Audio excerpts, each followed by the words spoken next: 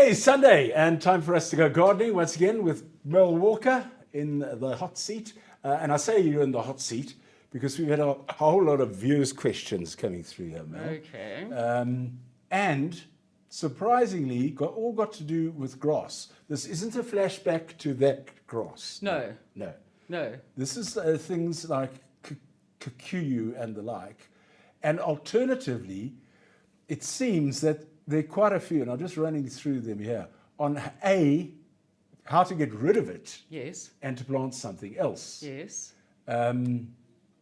So, okay, firstly, what are your thoughts on lawn or not lawn? Okay. I do think that having a little bit of lawn here and there is actually a great idea, especially if you have kids and dogs. And I've always kept a piece of lawn because I have kids and dogs and twins of everything. But these days, I think the environmentally friendly way of looking at things is that a lawn is actually just a green desert because it doesn't produce anything and it takes so much. I mean, it takes so much from the soil.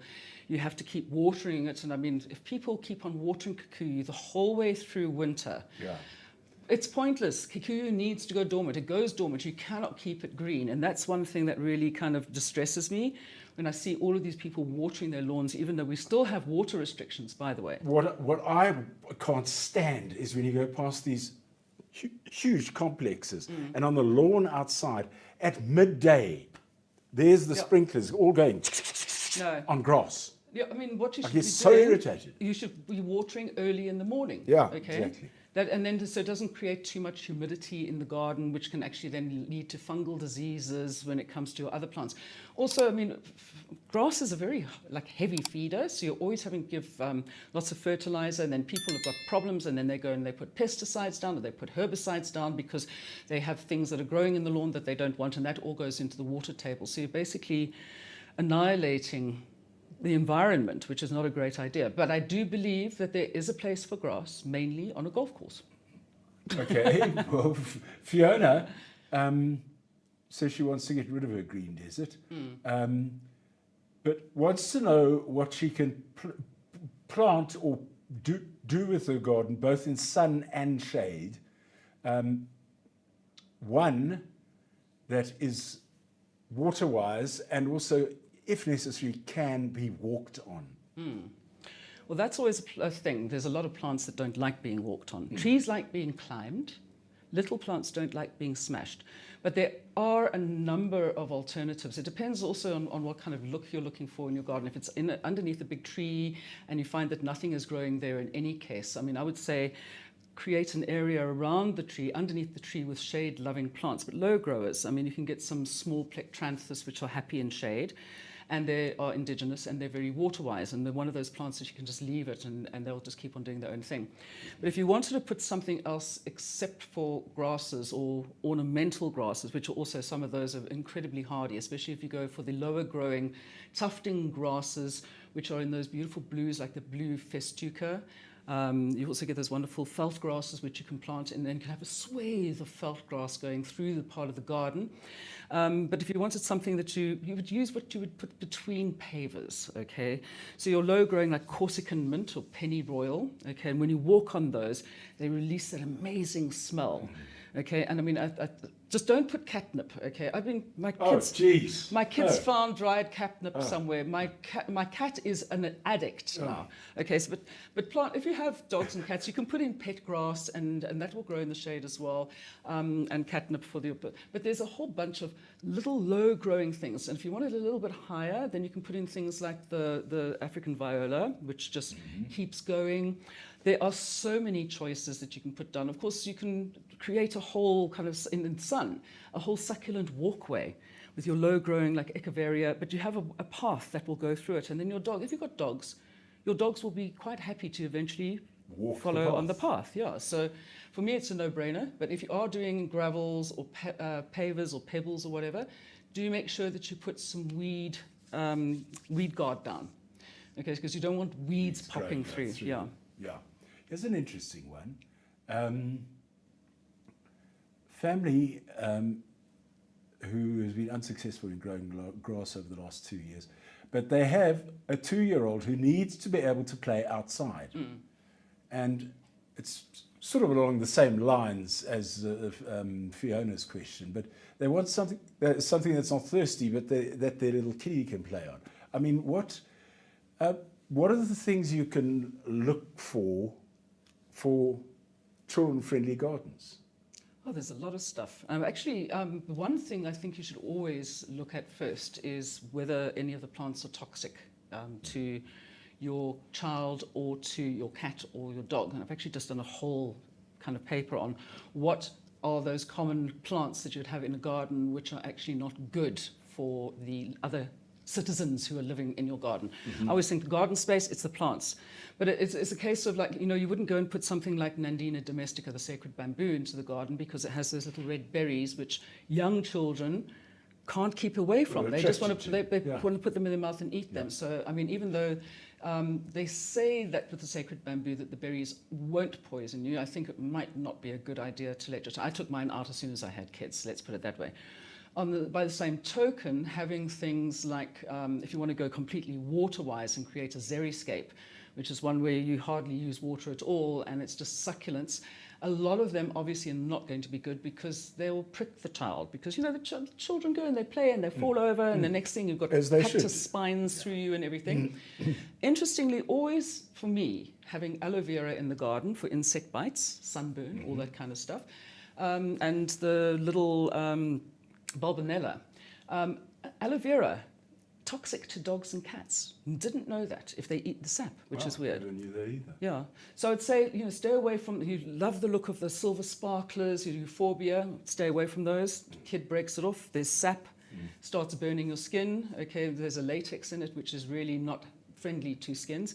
But for little kids, I mean, there's so many things that you can do. You can go and create like a little hidey hole. You plant up the bigger plectranthus because that's also a very water-wise plant. And it will be that they can go and hide underneath it.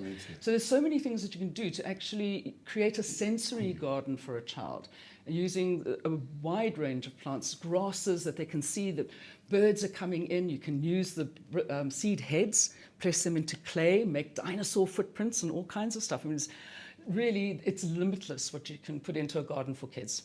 Totally. Trudy, who's somewhere on the Highveld, she says she's building on a mountainside and is looking for trees that don't have invasive roots.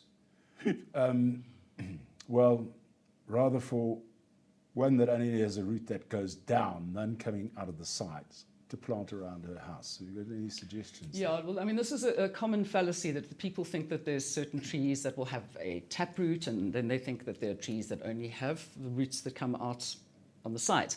The only true taproots, can you guess what it is? No. Oh, something you eat. Carrots, parsnips, they're about the only true taproots. Okay. All trees will have a taproot, but they will also have those other roots that come out to anchor them. So that one keeps it stable, and these keep it from falling all over the place. There are some which don't have as invasive a root system as others. Like if you look at the ficuses, and especially like a rock fig, what they can do to rocks, their roots, they just pull it apart. No, it's unbelievable what some trees can do. Yeah. So there are a host of small trees for small gardens if you want to plant around the house, which will give you shade. And I mean, it depends on whether you want evergreen trees, if you want deciduous trees, and especially if you've got on the side of a mountain, wow, going to be coming winds down there as well. So you're going to need some fairly hardy trees. But I mean, they also is a host of things. I mean, it depends if you want indigenous trees. I would always say, going for a fast grower is going to be the way to go. A windbreak, so you want to create a shrubbery. Get thee to a shrubbery. Well, that's interesting because the last question I'm going to throw at you here is somebody who lives in a very windy area. And they're looking for hedging trees or shrubs that can handle the wind. They say, what about conifers? Conifers. I've always hated conifers. I have to be honest, but they do have their place, like everything else. You know, I don't think of them as weeds, but a weed is just a plant that you don't want growing in a specific place. But when it comes to conifers, I mean, there's so many different shapes and sizes and colors that you can actually do. I mean, those wonderful skyrockets, if you have a whole row of skyrockets, but you need to get the ones that are actually going to stay all the way down to the ground, because there's no point in having something which comes up and then the wind's coming in underneath. And you don't want something that gets too high if you have like really, really hectic winds, because that will then make it fall over. Yeah. So once again, it depends on what you like. I like, there's the golden colored ones, which come up in a conical shape. It depends on what you want, Okay. on how many, and whether you're actually going to put the time in to keep them under control. So yeah, conifers will feed, I mean, if you drive through South Africa, you go Yes. past, you'll always see rows of conifers, driveways going up to people's houses. So those are great. It depends on where you are. Look at what actually grows in your area rather than trying to reinvent the wheel and bringing stuff in that you're going to have to look after. I mean, the Dune soapberry, I mean, yeah, down at the south coast, those, I mean, they handle the wind. They can handle salt-laden air, and they create windbreaks, because especially down at the coast, where you think about it, the wind coming off the sea onto the shore, and you need to have something that takes it up like that.